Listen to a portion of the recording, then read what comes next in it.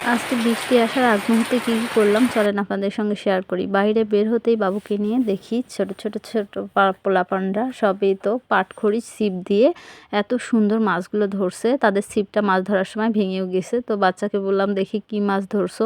তাদেরকে জিজ্ঞেস করলাম বিক্রি করবা কিনা। তারা বলল হ্যাঁ করবো, বাসায় নিয়ে গিয়ে আগে মাপবো তারপর। তো বাচ্চাটাকে বললাম দেখি একটু ভিডিও করি, তার কারণে সে মাছটা বের করে দিল। ওখান থেকে চলে এসে আমার অ্যালোভেরা গাছগুলোর এই খুব বেহাল অবস্থা, সেগুলাকে একটু ভালো করে আর কি মাটির নিচে দেব।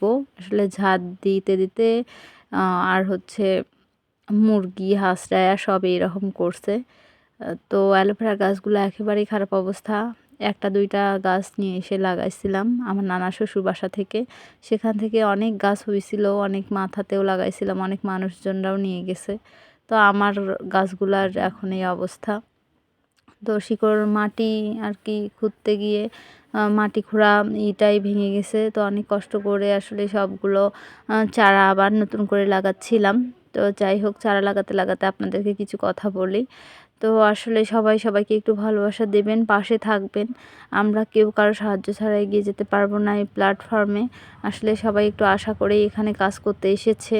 তো সবাইকেই সবার পাশে থাকতে হবে, তাছাড়া কেউ এগিয়ে যেতে পারবে না, সম্ভব না। আর লং ভিডিও আসলে ওরকম দেওয়াই হয় না। সারাদিনের কর্মব্যস্ততা নিয়ে ব্যস্ত থাকি, আর ছেলেকে নিয়ে অনেক ব্যস্ত থাকি। আমার ছেলে এখন হাঁটা শিখে গেছে, আর ও এতটাই দুষ্ট যে ওকে রেখে কিছুই করা যায় না।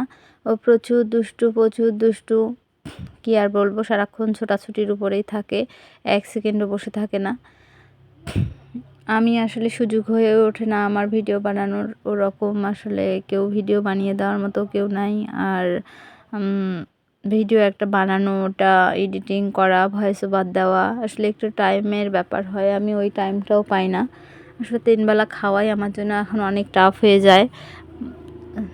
ছেলেকে নিয়ে আসলেও আর একটু বড় হলে সব পারবো। দেখেন মেঘলা মেঘলা ওয়েদার, এমন খারাপ, এমন অবস্থা, এমন মেঘ করেছে, এই বৃষ্টি নামবে নামবে অবস্থা।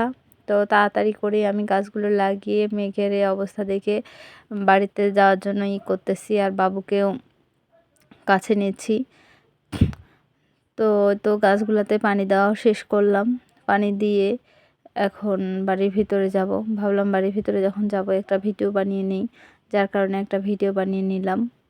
তো এসে একটু পরেই বৃষ্টি শুরু হলো। আলহামদুলিল্লাহ অনেক দিন পর বৃষ্টি হলো, খুবই ভালো লাগলো বৃষ্টি হয়ে। গাছগুলো অনেক সতেজ আর সবুজ মনে হচ্ছে। আসলে বৃষ্টি পড়ে আসলে ওদেরও ভালো লাগতেছে। বৃষ্টির পানি ছাড়া তো আসলে গাছ আসলে এই কেমন জানি ধূসর হয়ে যায়। বৃষ্টির পানি পড়লে গাছগুলোর নতুন রূপ পায়। আপনারা কি বলেন?